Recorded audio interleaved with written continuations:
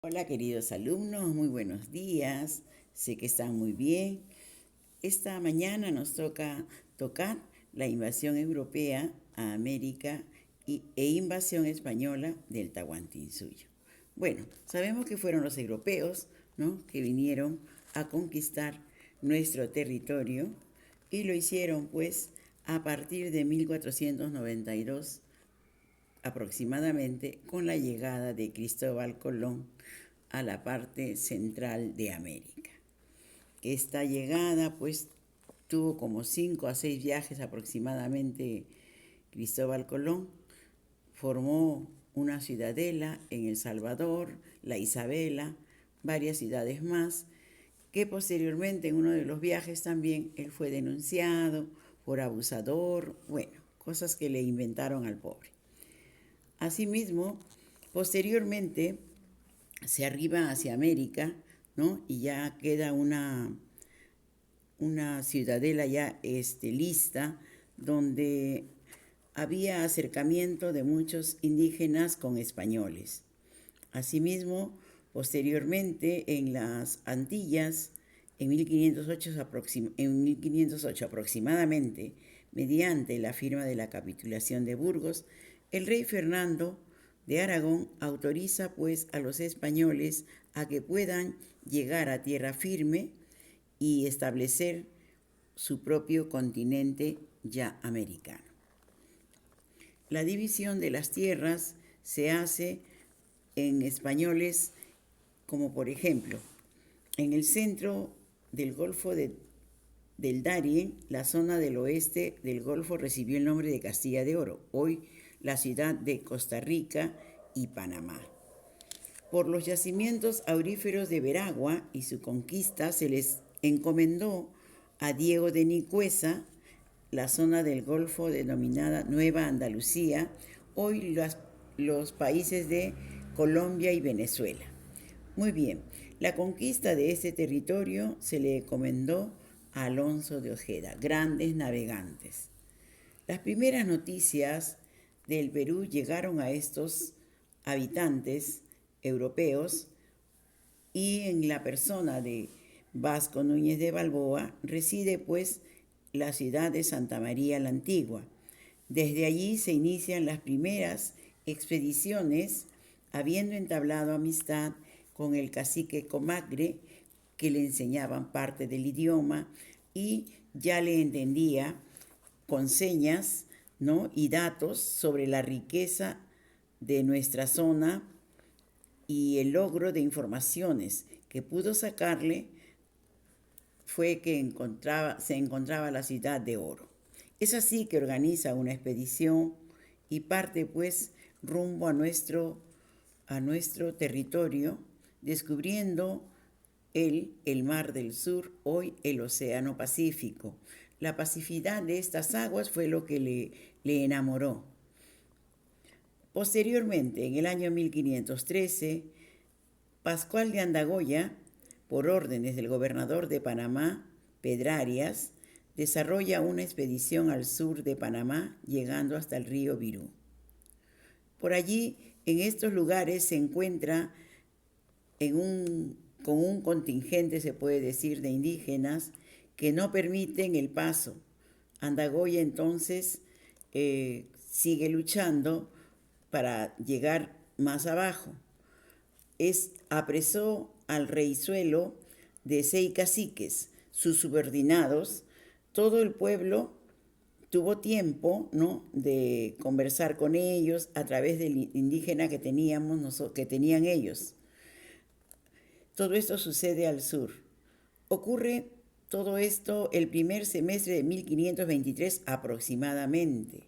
Andagoya, al ver el problema que tenía con los indígenas, decide regresar a Panamá. Una vez ya en Panamá, vuelve a venir al sur y define el viaje ya no a Virú, sino desde ese momento aproximadamente se sabe, se tiene en los libros, que desde ese momento se le llama Perú. No sabemos si es verdad. Después de este viaje ya Pizarro, que vivía en Centroamérica, empieza la empresa para ir al sur.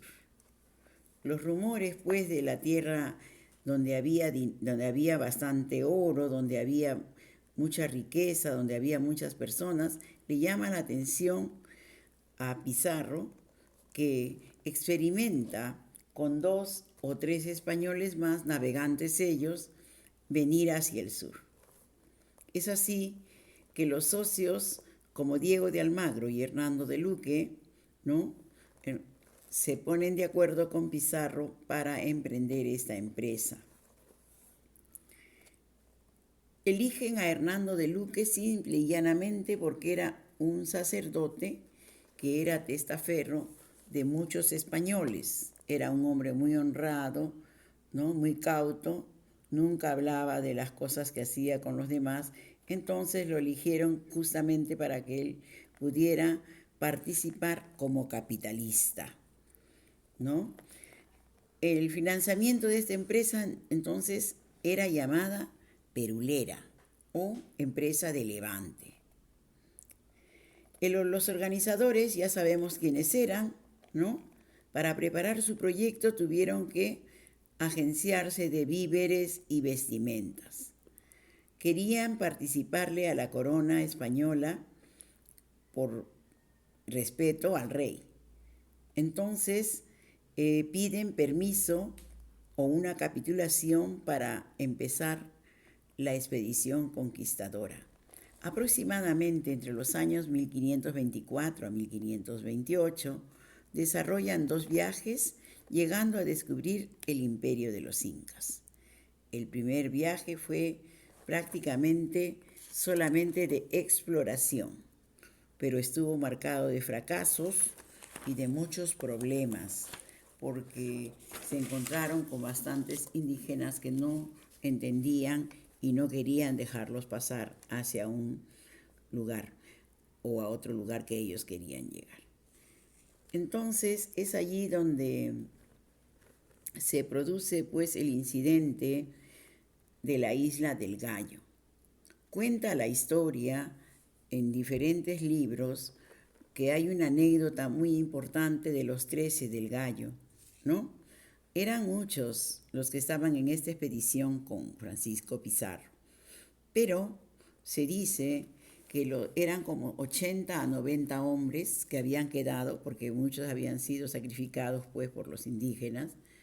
Entonces, según dicen, Francisco Pizarro, pues en la noche, en la madrugada, cuando todos están durmiendo, dice que logra guardar un bote, el más pequeño y el más moderno, logra esconderlo entre los arbustos que dan en las costas de nuestro mar.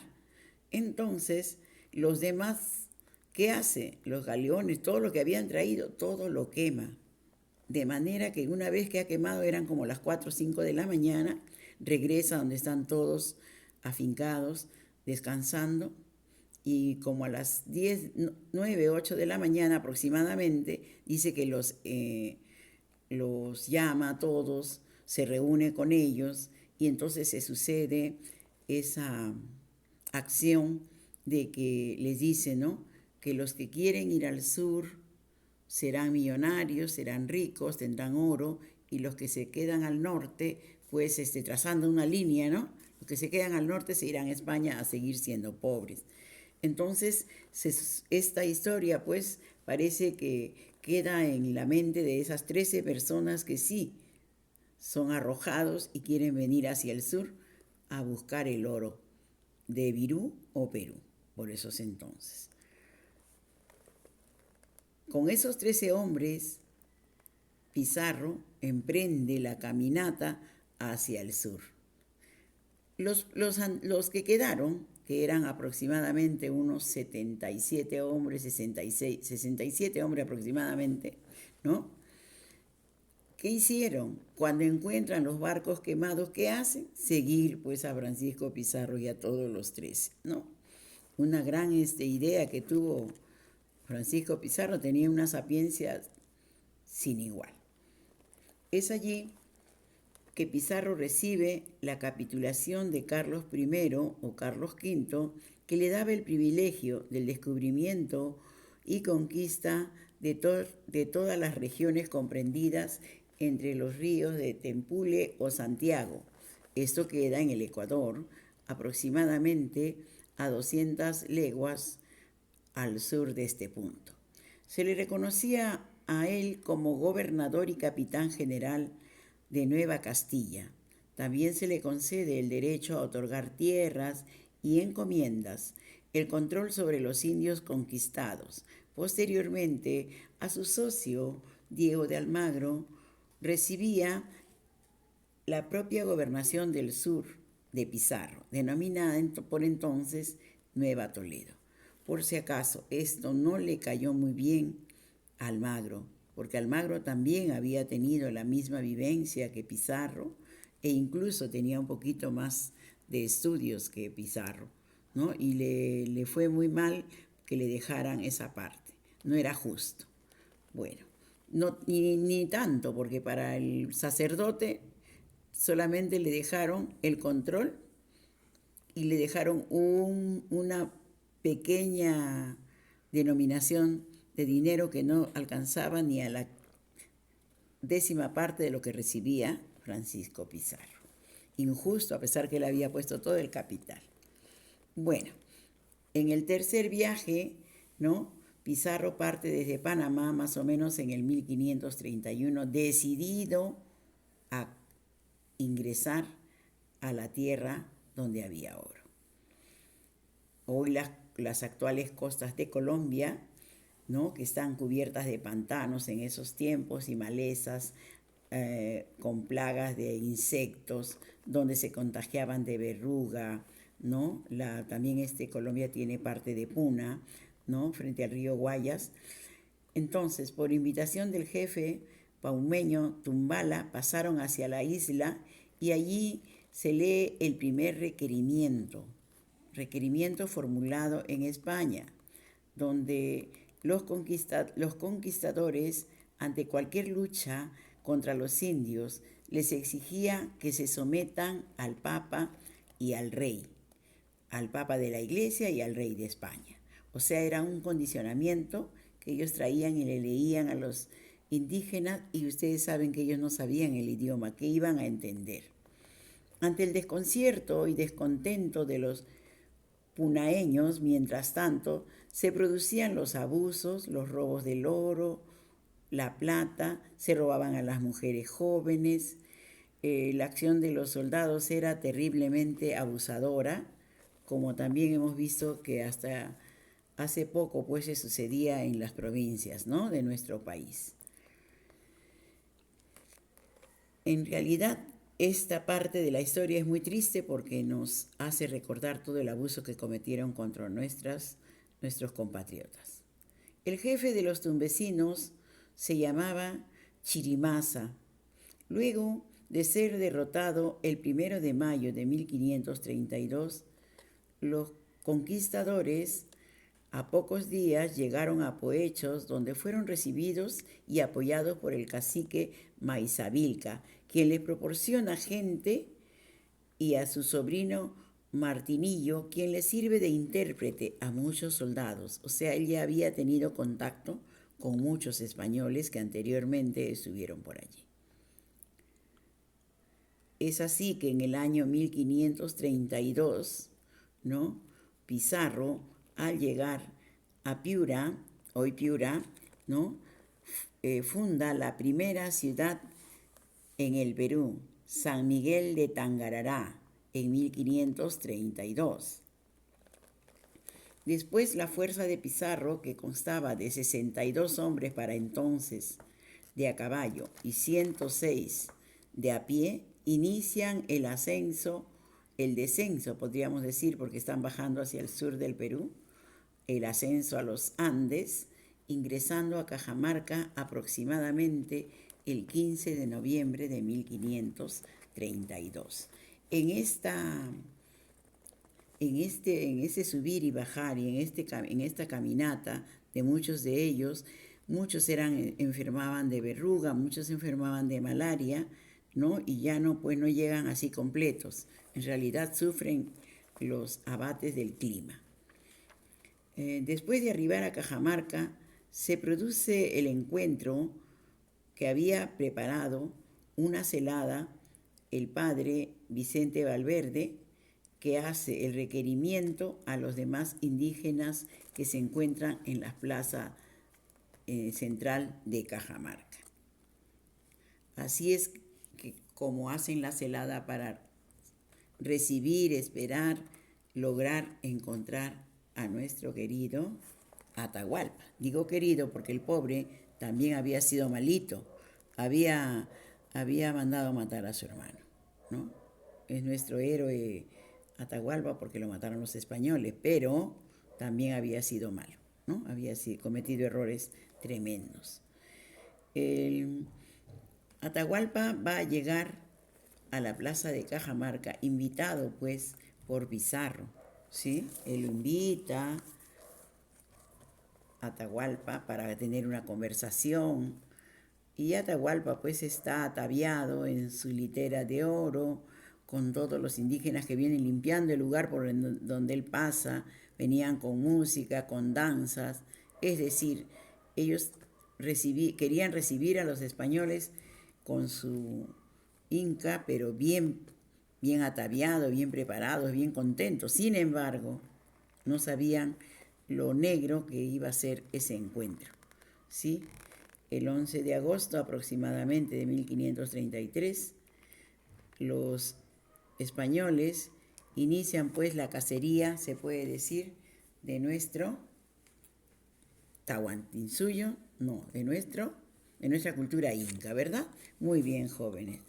Entonces, esta expedición rumbo al Cusco ya han apresado a Atahualpa, le han hecho una serie de cosas que ustedes ya la han leído, ¿no? Es así que los aliados a lo largo del camino, los seguidores de Huáscar, ¿no? Se enfrentan pues en cada momento con el grupo de los españoles acompañados de nuestros compatriotas que pensaban que eran enviados de Huiracocha, ¿no? Los seguían, le abrían los caminos, entre ellos los huancas albergaban sentimientos de anti-incas, ¿no? Porque ellos tenían otro pensamiento, ¿no? Auxiliaban a los españoles en Jauja, se enfrascan en Jauja y veían las amenazas de las fuerzas de los atahualpistas. En 1534, pues, se establece la primera capital de Nueva Castilla en Jauja. Luego, posteriormente, en el año 1535, pues, será reemplazada por la capital de Lima, que hasta ahora, pues, somos, ¿no?, la capital del Perú. Pizarro, por entonces, se había visto obligado a reemplazar a Atahualpa. Entonces, toma al hermano Túpac Hualpa, el inca títere llamado luego posteriormente por nuestros letrados. Túpac Hualpa fallece repentinamente durante el viaje al Cusco. Al parecer, según las notas, fue envenenado en la comida. Entonces Pizarro, desesperado, busca a otro hermano, a un hermano de Huáscar, Manco Inca, y junto con él ingresan en la capital del Cusco victoriosos, tras ser recibidos como libertadores en una atronada bienvenida por más de 100.000 habitantes de la ciudad.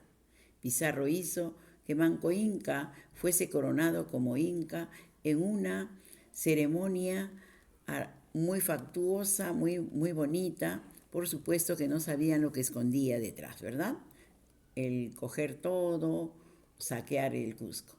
Después de la captura del Cusco, los españoles logran asumir rápidamente el control de todo el núcleo de la ciudad, de todo el imperio.